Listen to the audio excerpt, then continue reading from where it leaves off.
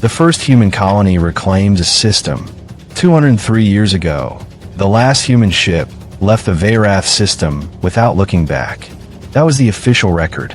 That was what every galactic archive confirmed, what every historical account stated, what the Galactic Council's own documentation preserved with the careful neutrality of institutions that preferred not to examine uncomfortable details too closely. The official record was incomplete. What the archives didn't contain would have been carefully, deliberately omitted from every record humanity left behind when it departed. Was the 91 days that preceded the final departure, the quiet ships, the unmanned transports, the deep-bore installations on Veyrath-9's northern continent that had been built not in the days before the Exodus, but in the months before anyone knew the Exodus was coming. Humanity had not simply left. Humanity had prepared to return. The colony ships came out of FTL at 0400 system time. 17 vessels in a sequence, so precise it looked like a single organism unfolding. Commander Pelsorin stood at the bridge of the lead transport and watched Veyrath-9 fill the forward display. Blue-gray cold, a planet that had spent 2 centuries being nobodies. Atmospheric scan, she said. Breathable. Marginally cold in northern latitudes, but within habitable parameters. Her science officer paused. Commander, the pre-installation signatures are active. Pel had known they would be. She'd been briefed on the pre-installations, the 91-day project that most of her crew only knew about from classified histories. Autonomous systems, buried deep, running on geothermal power, maintaining themselves through 2 centuries without a single human hand to service them. The thing humanity built when it wasn't sure it would make it back, but wanted the option open if it did. All 17? She asked. All 17. Every installation is running within normal parameters. A longer pause. Commander, there's also something in the deep scan that isn't in our briefing documents. Pel looked up from her console. Explain. Energy signatures. Deep subsurface, northern continent. They match our pre-installation architecture in approximately 40% of parameters. Her science officer turned. The other 60% matches nothing in our threat library. Age estimate. Based on geological stratification above the signatures. He ran the numbers twice because the first result seemed wrong. Between 160 and 200 years old. Pel sat with that number. The pre-installations were 203 years old. Whatever this was had arrived after humanity left, and it had been there deep and quiet for most of the intervening time. Begin standard colony deployment, she said, and give me a direct line to Commander Solan. What was left behind? The colony established itself with a speed that the watching Keth observation fleet, holding cautious position at the system's edge, found deeply unsettling. Lieutenant Oren had been assigned to the Veyrath monitoring post for 3 years, watching a system that did nothing, that held no strategic value, that the Keth assembly maintained a presence near purely because being present in empty systems was cheaper than explaining why you weren't. In 48 hours, the empty system had a city, not a camp, not a temporary settlement. A city, habitat modules interlocking with manufacturing precision, each one settling into position relative to its neighbors with millimeter accuracy, as if the ground itself had been pre-shaped to receive them, which Oren's deep scan team confirmed with increasing discomfort it had. The pre-installations weren't just power systems and resource caches. They were foundations, 200-year-old foundations, perfectly preserved, waiting for the structures they'd been designed to hold.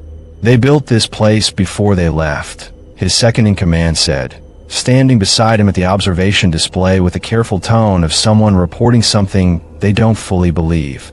The entire colony infrastructure was pre-planned, pre-built, underground, 2 centuries ago. They planned to come back, Oren said. They planned that this would be the first place they came back to. A pause. Why here? Veyrath-9 has no particular strategic value, no rare resources, no navigational significance. Oren looked at the planet, at the city rising from its surface with 2 centuries of patience behind every bolt and beam, and thought about the question. Why here? Because it's theirs, he said finally. It was always theirs. They just needed us to think it wasn't. He filed his observation report and received, 6 hours later, a response from Keth Assembly Command that he had not expected. Do not approach. Do not hail. Observe and report only. Which meant someone higher up the chain had received information he hadn't. Which meant someone knew something about Veyrath-9 that wasn't in his briefing. He was still turning that over when his deep scan systems registered a new contact. Not a ship, not a surface installation. Something rising from beneath the surface of the planet's northern continent. The Guardian. It had been there for 162 years. Not alive exactly. Not dead. The thing humanity had left in Veyrath-9's deep rock was beyond the simple binary of those categories. A system so advanced that the distinction between artificial intelligence and something older, something that had learned to dream in the dark, had blurred past recovery somewhere in its second decade of solitary operation. The colony records called it the Veyrath Warden. Soren called it the thing that answered when she activated the northern continent's deep communication relay at 0600 on the colony's second day. The voice that came back was not synthetic. Not quite. It had the cadence of machine intelligence, precise, unhurried. But beneath that precision was something that 2 centuries of isolation had carved into it, something that sounded less like a program and more like an entity. Commander Soren, it said, the colony is progressing at 104% of projected efficiency. Installation 7 Alpha requires recalibration. I have prepared the maintenance schedule. Pell kept her voice steady. How long have you been operational? Continuously, since activation. 162 years. For months, 17 days. A pause. The specific pause of something that had been alone for a very long time and was deciding how to process the end of that state. You were later than projected. The original return window was 100 to 150 years. Things took longer than expected. Yes. Another pause. I monitored galactic communication networks throughout my operational period. I am aware of the delay's causes. Something shifted in the voice. I was not certain you would return, but you stayed. I was built to stay. The voice was quiet, but I chose to as well. There is a difference. A longer silence. I am glad you are here, Commander. Pell found, to her mild surprise, that she didn't have a professional response ready for that. She went with honest instead. We're glad to be here.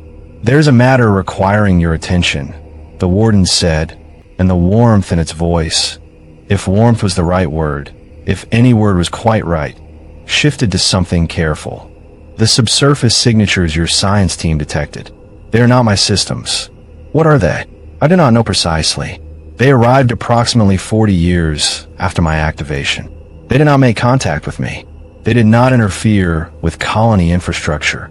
A pause. They have been observing. Observing what? Me, the Warden said, and I believe waiting. For what? I cannot determine. But the signatures intensified measurably 6 days ago. Another pause. 6 days ago, from my monitoring of galactic communications, is approximately when humanity announced its return. What observes the observer? The alien fleet that arrived at the system edge on the colony's third day was not Keth.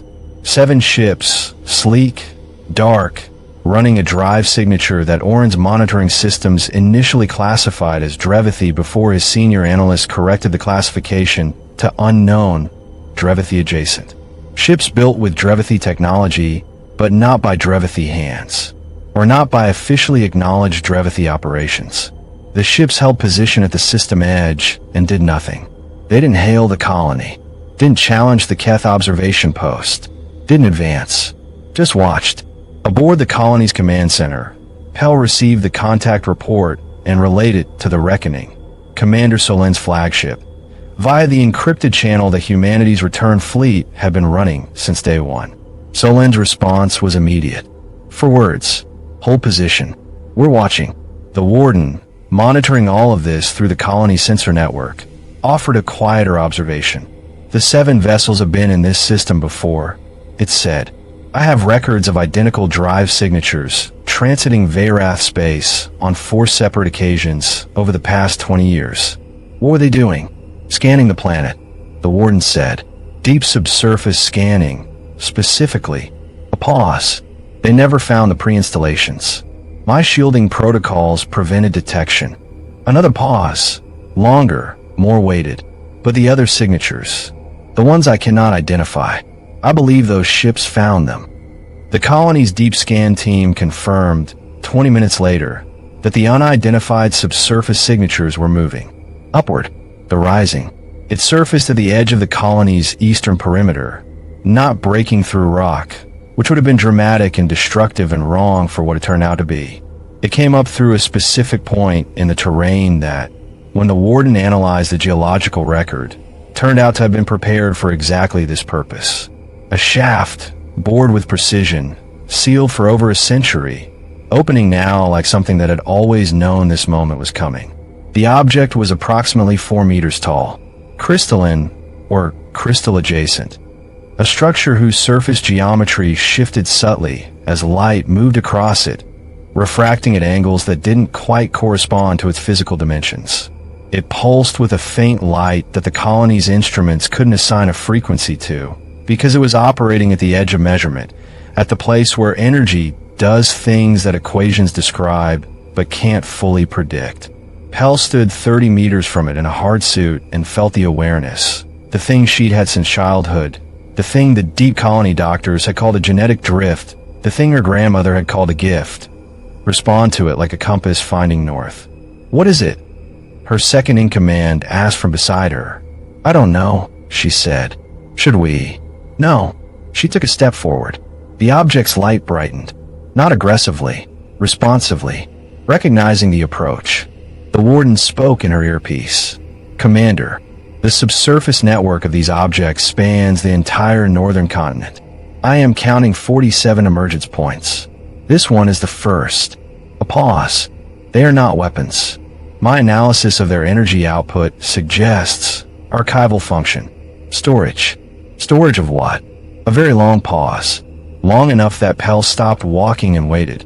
Commander Soren, the Warden said finally, and its voice was doing the thing that 2 centuries of isolation did to an intelligence. The thing that made it sound less like a machine and more like something that had had a very long time to feel the weight of what it was about to say. I believe these objects were placed here by a civilization that knew humanity was coming back. I believe they contain a message. Another pause. I also believe they have been waiting for someone with specific biological markers to receive it.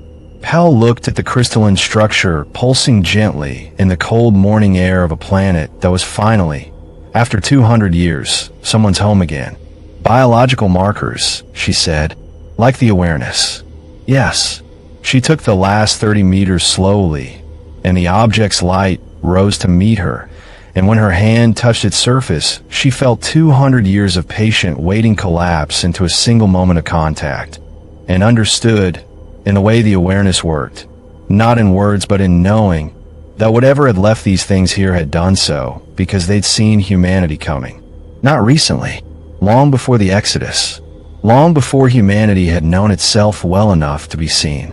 Solen and the wait. Yara Solen received Pell's report in her private quarters, read it 3 times, and then sat very still for a long time. Lena, 7 found her like that 40 minutes later. You've read the Veyrath report, Lena, 7 said. Yeah. Your biometrics suggest. I know what my biometrics suggest. Yara looked up. They've been there since before the Exodus. Whatever left those objects on Veyrath-9, it knew we were going. It knew we'd come back. It knew who among us would be able to receive the message. She stood, moved to the observation window, her habitual thinking place, the cold glass and the stars. That's not a civilization that happened to be in our system. That's a civilization that was watching us.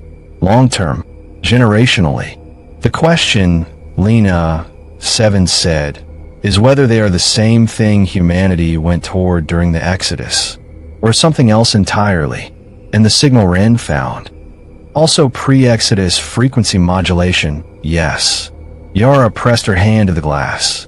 The awareness was loud tonight, had been loud since Pell's report, since the confirmation that the crystalline objects pulse specifically for people who carried the markers. She could feel Pell's contact with the object as a distant resonance, system-spanning, cosmic in its patience. Someone has been setting things up for a very long time, she said quietly. Yes. And Callan's intelligence team went dark 6 days ago. Yes. Do we know where they went? Lena. Seven was quiet for a moment. Their last log position was in the outer reach, near the boundary. A pause, careful, deliberate, near where the Exodus fleet's final transmission originated. Yara turned from the window. Give me Assel and the Warden. I want a full debrief on everything Pell received from that contact. She paused. And Lena, the thing the awareness showed me 3 nights ago. The shape in the dark. I remember. It's getting closer. Her voice was very quiet, very certain. Whatever's coming, the thing we came back to prevent, it knows we're here now. A beat. Good. Let know. The system remembers. The 7 Drevathi-adjacent ships withdrew from the Veyrath system edge on the colony's 4th day. They did not file a departure course with any relay. They simply left, at a heading that pointed generally toward the boundary region of known space. The same region where Callan's intelligence team had last been logged. Lieutenant Oren filed his observation report and received, this time, no response at all. In the colony, the crystalline objects had ceased their emergence after the 47th had surfaced. They stood distributed across the northern continent, pulsing gently at intervals that the Warden confirmed were not random. A pattern, regular enough to be deliberate, subtle enough that it had taken 4 hours of analysis to confirm. A count, forward, toward something. The message Pell had received through the awareness, the thing the object had waited 2 centuries to deliver, she transcribed in her personal log with shaking hands, 3 hours after contact, when the knowing had settled into words. It said, when the children return, the door will open. The door was built before your first star burned. What waits beyond it was not made by us. We only found it. We leave this warning in the hands of those who carry the signal. Do not open the door until you are ready. You will know when you are ready. You will know because something will try to open it for you. Pell read it back twice.